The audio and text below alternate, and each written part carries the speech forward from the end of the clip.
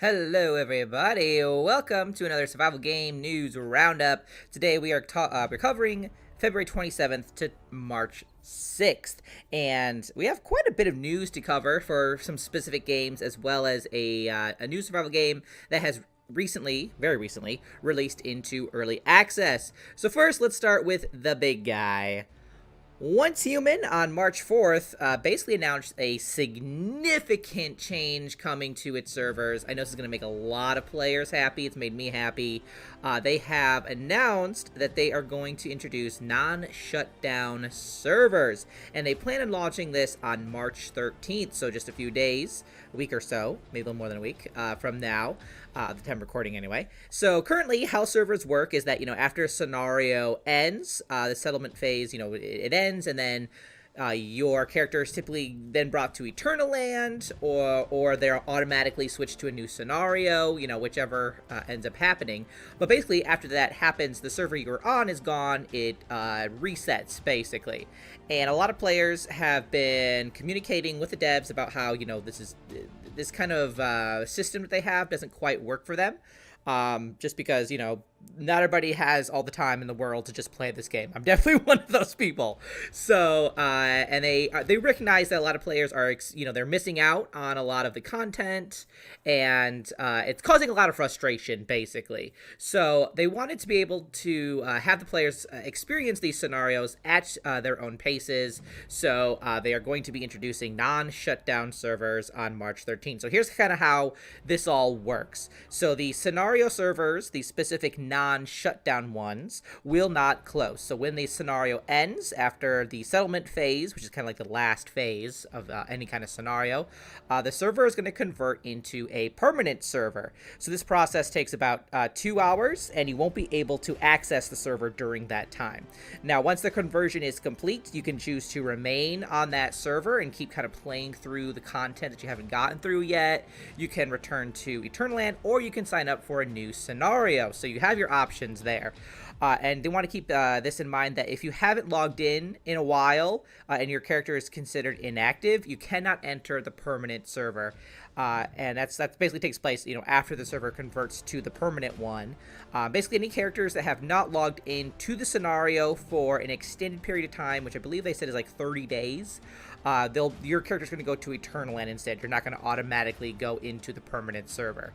And then you can go ahead and sign up for a new scenario if you end up logging into that character. And the reason they wanted to do that is because transferring, all characters to a permanent server would basically just give them a lot of load problems. So they want to make sure that, there's a lot of good performance still.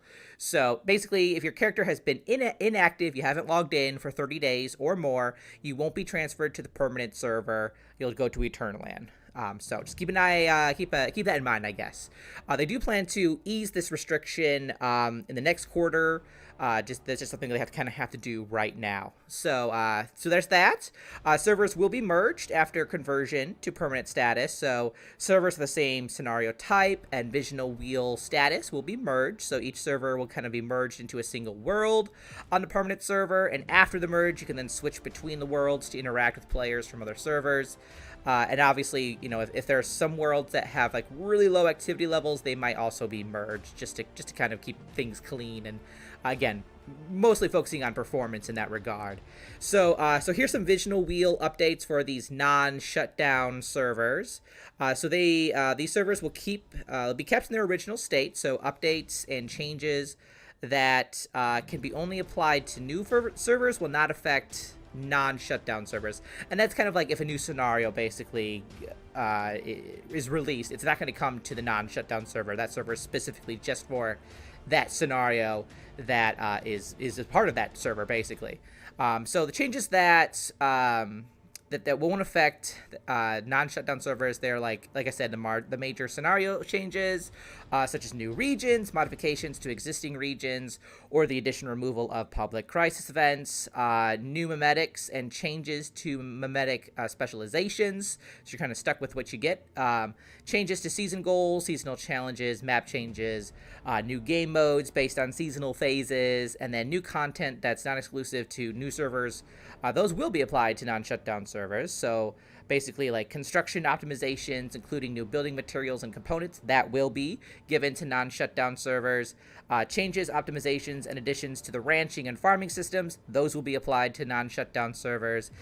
Various weapon balance adjustments, new cosmetics and events, all those applied to non-shutdown servers. So basically, they plan on, if something's not going to be for a permanent non-shutdown server, they're gonna let you know, like, if it's not, basically. So so it's kind of just like a way for players who really want to finish a scenario. Maybe they don't have like the time to give it before it ends, right? It gives them a chance to basically get through what they get to get through, and then they can kind of like, move on from there.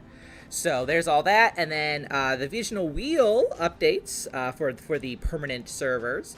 So for servers with the Visional Wheel tag, the Visional Wheel theme will continue to cycle after conversion to a permanent server. So when the current, like, for example, like when the Lunar Oracle theme ends, the next Visional Wheel theme will start on the permanent server. So you're not going to miss out on that kind of things. So the developers kind of gave like a little note on this. They just basically wanted to say that, non-shutdown servers are intended to address gameplay pacing issues and allow returning players as well as new players and active players to just play at your own pace, which is amazing for me because, again, I've been wanting to like really dig into this, but it's really hard when I have like not the time to do that.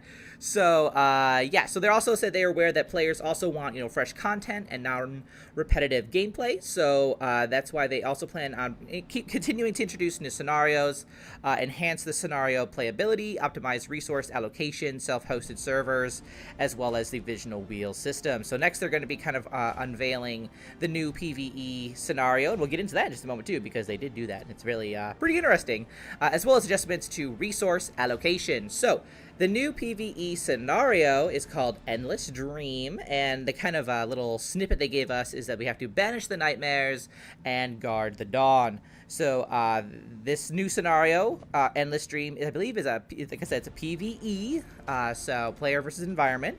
It is an ever-shifting dreamscape, and we have to hunt down the original entity behind the nightmares and awaken the world from its terrible slumber. So this kind of some of the features of this scenario. Obviously, we're going to have a fully accessible map, so we can explore every region from Broken Delta to the Ember Strand right from the start, so nothing is closed off. It's going to have dynamic environmental effects, so the dreamscape's challenges will constantly evolve in response to our actions. There's also a greater amount of like building freedom, so we can use construction mode outside of our territory, which is going to be really interesting, and we can creatively use facilities to our advantage for the challenges ahead. There's also going to be a what they call a flexible pace anyway, so we can explore regions that are no longer, like I said, restricted by seasonal phase, and seasonal phases will advance based on the player's progress in hunting the original entity. Now, I don't know if that is like us specifically or us as a group, so we'll have to see on that. So the way of the world hinges on the collective efforts of all players. So I think we're going to all be trying to do things to reach certain goals. Probably kind of a little bit like... I'm blinking on the name, but kind of like basically we're going to have to meet these goals, and then if we do that, we are winning the game, essentially, winning the scenario. So that's pretty cool. They also have planning to bring in cross-character asset sharing, which they plan on launching on March 27th. So they want to make sure that they realize that assets are tied right now to character level, which is... causing a bit of a problem, a bit of a barrier for players who want to create like a new character to try new scenarios or play with friends. So basically what they plan on doing is this cross-character asset sharing kind of feature that will allow more resources to be shared and transferred across all characters on the same account, giving you basically greater freedom to play the way that you want. So which assets can you share between like your characters on your account? So the following assets will be shared across all characters: the Stellar Stairway, Star Chrome, and Blueprints, Stellar Stairway Progress, Star Chrome Blueprints, Blueprint Fragments, Blueprint Collection Level. All that will be shared. And then kind of how you do this is that after the update launches, you can log into your character on your account to activate the cross-character sharing. After activation, all characters on your account will share the Stellar Stairway Progress, Star Chrome, and Blueprint data of the character with the highest Blueprint collection level. So You don't have to worry about, like, if you only have, like, a little bit on one, your other guy, he's got you covered, basically. All mods from your character on your account will be shared as well across your characters. Weapon accessories will be shared. The vast majority of cosmetics, including fashion items, actions, emotes, keyword effects, name cards will be shared as well. Some might not, and they'll be labeled if not. Certain formulas will also be shared across your characters, and those it says these formulas will be labeled as shared in the UI, so kind of keep an eye out for that too. There's a few tokens you can also share with across your characters, and that is the emblem unlock tokens, the weapon renaming cards, and the phantom cubes. Mods, weapon accessories, cosmetics, and certain formulas and tokens owned by every character in your account will be aggregated and shared across all your characters. So there's a good way to just basically make sure that, like, even if you have a lot of characters, you're not having to start over, basically. Now, due to the amount of data involved after the update, you will need to manually log in with each character to complete data aggregation for that character. Characters that have not undergone this aggregation will be marked on the login screen, so you can kind of see what you still need to do if you have a lot of characters out there. And then if you do have, like, duplicate weapon accessories, cosmetics, and formulas, they'll basically be disassembled. So you're just going to have one for all your characters. For items and equipment, an account depot in which you can deposit items and equipment will be added to Eternaland. Items stored in the account depot are converted into space-time backpack items that can be withdrawn to your space-time backpack. You can then spend resource points to transfer them to your scenario backpack. So you've got a little way to get your items here and there as well. So we have all that, and then they also said that they're going to be allocated. They're changing kind of like resource allocation and deviation optimizations, which they plan on launching this on March 13th as well. So basically, the acquisition methods for morphed deviations, they'll be a little bit more focused and streamlined now. The probability of obtaining these deviations aren't going to change. It's just that, they're going to basically affect certain deviations and their acquisition methods, and obviously they do want you to tell them if the adjustments that they make are great or if they're not working out for you. They're going to be looking for that feedback. They've also improved the rules for spawning deviations when opening lunar oracle crates, so deviations belonging to the player will be prioritized for display, and there will be a cap on the total number of visible deviations. And additionally, the duration of deviation spheres will be shortened, which is basically to prevent confusion when trying to capture these deviations. Now, in regards to their resource allocation, that specifically is coming out March 27th. So high-risk zones basically are going to start having these rare resources spawn there, advanced resources, some new rare resources, and this change is basically just to design to enhance the risk-reward experience of exploration. So the yield rate as well of advanced resources is going to be adjusted, as some of the yield has been reallocated to high-risk zones. So some mimetic specialization effect values and game mode rewards will also be changed to reflect that. You should also notice there's going to be some new special ammo and tactical items that will be added as well. And those items require rare resources to craft and introduce new combat effects and strategic options to scenarios, which is kind of interesting. And then an additional note here, which I think is interesting, because I know there's a lot of kind of controversy over this, but controllers and all controller-related features will be removed. Affected rewards will now yield mods directly, but some resource rewards have been reallocated to high-risk zones. So if you were hating the whole controller thing, apparently that's going to be gone now. So there we go. So they're also bringing some construction system optimizations, again, launching on March 27th. So they have like this intuitive power management that they plan on bringing in response to player feedback, especially about the complexity of connecting, like, the generators and the ambiguity of power consumption calculations. Basically, they have brought in this new thing where the electricity system to make power management is more intuitive now. So there's automatic power connections, which are these generators in your territory. They will automatically connect and form an electrical network by default. So basically, you don't need to lay manually lay cables anymore. It's already done for you. And then when you are in construction mode, you can view the total and current power consumption in real time. So you can monitor the power usage distribution on the generator screens. It's all going to be taken care of for you. If the whole electricity thing was really confusing for you, they're, in theory, going to make it a lot easier. And the same goes for water and production and such. So they have basically introduced the water pump and rainwater collection system that will allow you to select the outputs of those. So the available outputs are dependent on the resources of the current region. So like the water filter and the brewing barrel will allow you to choose, their outputs, making it easier for you to manage your territory's production line. They also have automated liquid transport, so you can like impure acid and barreled crude oil, for example, can now be transported using pipelines. So there's that, I guess. And then they also brought in this new feature called offline output, which will be automatically calculated based on your offline time. So it kind of resolves the issue of production, reducing basically when you go offline. So that's all nice too. They've also gotten a lot of feedback about like territory relocation, because I certainly have had some problems with this myself.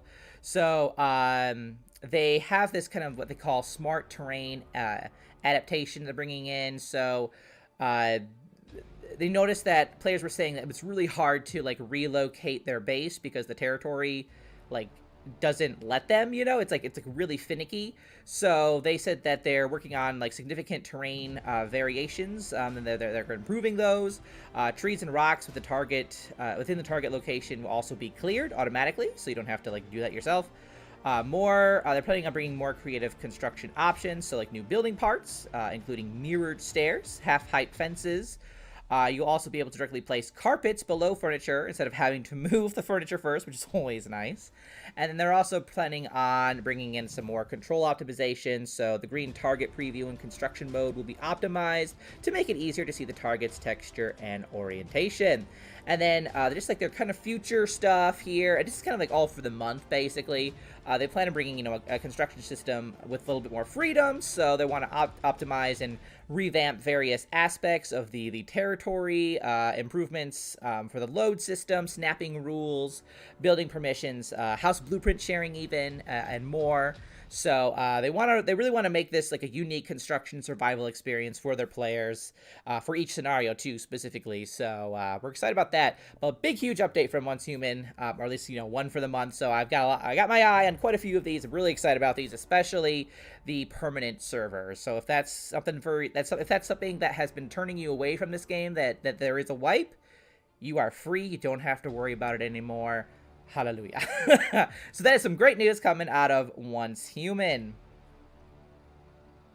Now, 7 Days to Die on March 5th also had a kind of like not really an announcement, but just kind of like they gave an update basically on their version 2.0 Storms Brewing update. They wanted to give some information about the biome progression, which is kind of like focusing on more elemental survival besides just the zombies. So they have some tough biomes that they have been making basically, and they wanted to redefine kind of the survival experience in 7 Days to Die. So we can basically progress through each biome, which has increasing threat levels and challenges. We're going to have to face certain things like smoke, heat, cold, radiation damage, remedies, all that. We can craft consumables to increase our temporary biome elemental resistance, complete challenges to unlock permanent biome elemental hazard immunity, which is probably going to be really big.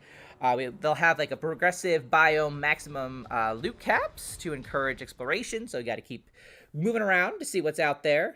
Game options will be available for custom and classic playstyles. They're going to be bringing in a new HUD and player elemental visual effects and sound effects. And of course, several new biome zombies are coming to 2.0, including the new Desert Plague Spitter. Always love that.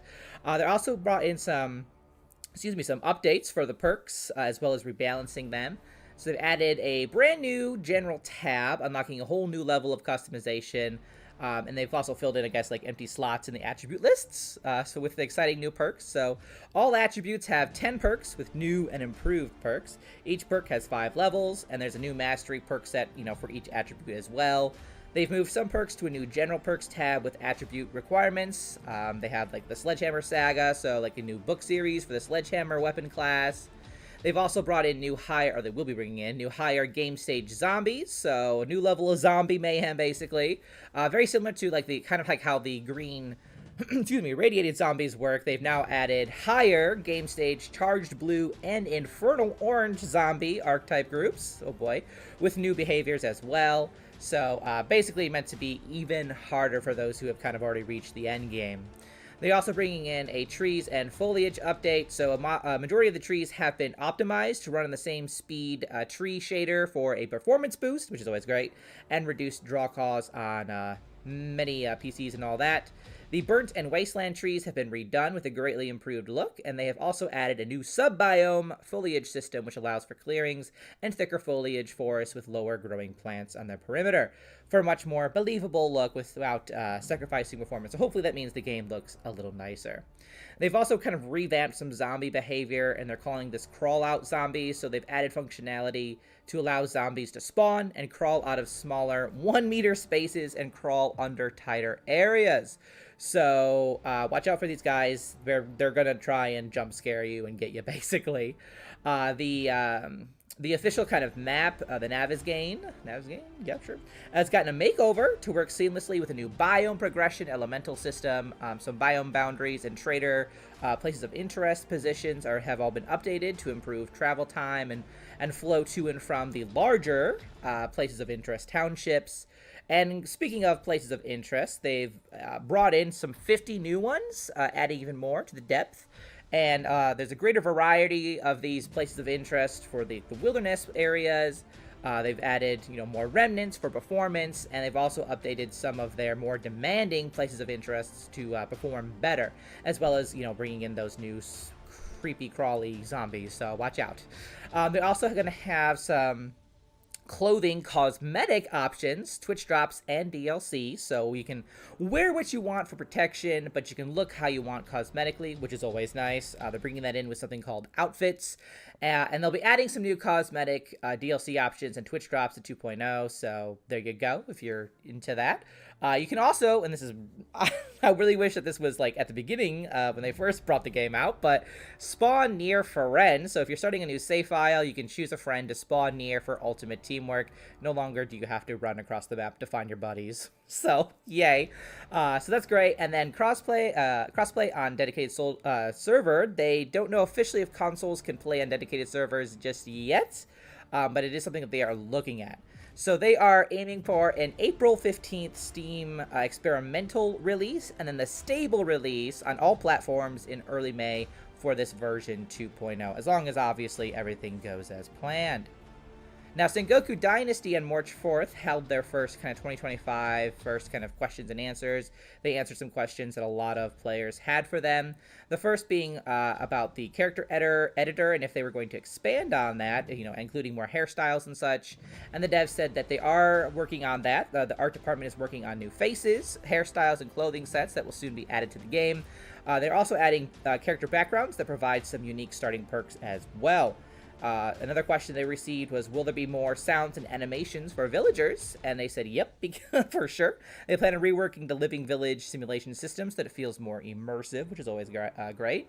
And then kind of like piggybacking on that, they wondered if there was going to be the cap for villagers, if that was going to be expanded because there's a cap on that. And they said that they introduced the cap basically just to keep the game optimized, and after they've kind of worked on that, they are considering making this cap customizable as a game setting in one of the upcoming updates. So that's gonna be, I think Medieval Dynasty kind of did the same thing with like buildings and such. So if all goes well, you should potentially be able to have more villagers in your village. Someone else asked, when is the new map coming, or is it an extension of the existing map? They are currently considering expanding the existing map. They just don't have any details to share on that yet, so we might see some more content. Somebody else asked if there was going to be more additions to the Zen Garden, which there is, and as well as about summer-winter clothing. And they are considering adding this feature where you can dress your villagers and such in like a clothing set of your choice.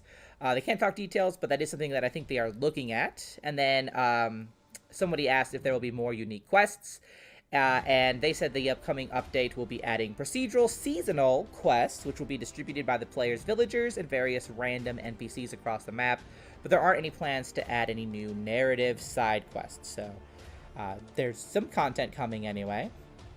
And then finally, will the map become livelier? Will you add places of interest to discover? And they said that that they are planning to continue working on new content that will make the map more interesting. That includes things like more variety in encounters or improved neutral villages. Now, finally, we have a new survival game that has, on March 5th, released into early access. The developing team behind this is Run Path Inc., and they're also publishing the game. So it's kind of like I want to say, a little bit of Subnautica, a little bit of, I think it's Sunken Land is what I'm thinking of, a little bit of, oh gosh, what was it? I think I would remember all these, but I think it's like Stranded, I believe it is. I think that's what it's called.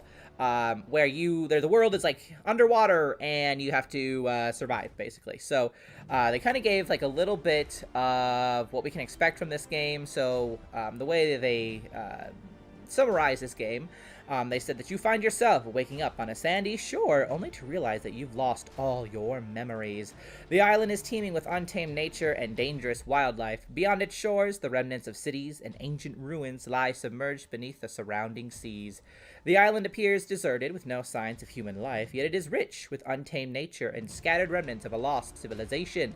To uncover clues, you must venture not only across the land, but also beneath the waves. Both the island and the sea are fraught with dangers, requiring careful preparation and a variety of strategies for survival. Explore and collect resources to craft weapons and tools for your survival. The weapons you create will not only help protect you from dangerous creatures, but also enable you to hunt for food and other necessities. Hunger and thirst are also threats you'll face in this harsh world. Secure food and fresh water to survive, and level up your cooking skills to prepare meals that sustain you and stave off starvation. Beneath the waves lie the remnants of once thriving cities and traces of human life. As you gaze upon the underwater streets, a strange sense of nostalgia washes over you, and fragments of your lost memories begin to resurface. Among the ruins, you'll also find resources that could prove invaluable for your journey. However, your time underwater is limited by your ability to breathe. Craft equipment like oxygen tanks to extend your underwater exploration and make the most of the treasures hidden below. A long and uncertain journey awaits as you seek to uncover what happened to this world and what might awaken the fragments of your lost memories. With each step forward, you will draw closer to the truth hidden within your past. So it is a single-player game as well as online co-op. So we'll kind of keep an eye on this. I'm hoping for the best. It looks kind of... It is early access, so it looks early access, but we'll keep an eye on it. There have not been any reviews on Steam just yet. It did, like I say, just launched into early access on March 5th, so it's pretty gosh darn new. But we'll keep an eye on this game. But let me know what is exciting the most for you this week. For me, it's definitely that once human permanent servers. I am so thrilled about that.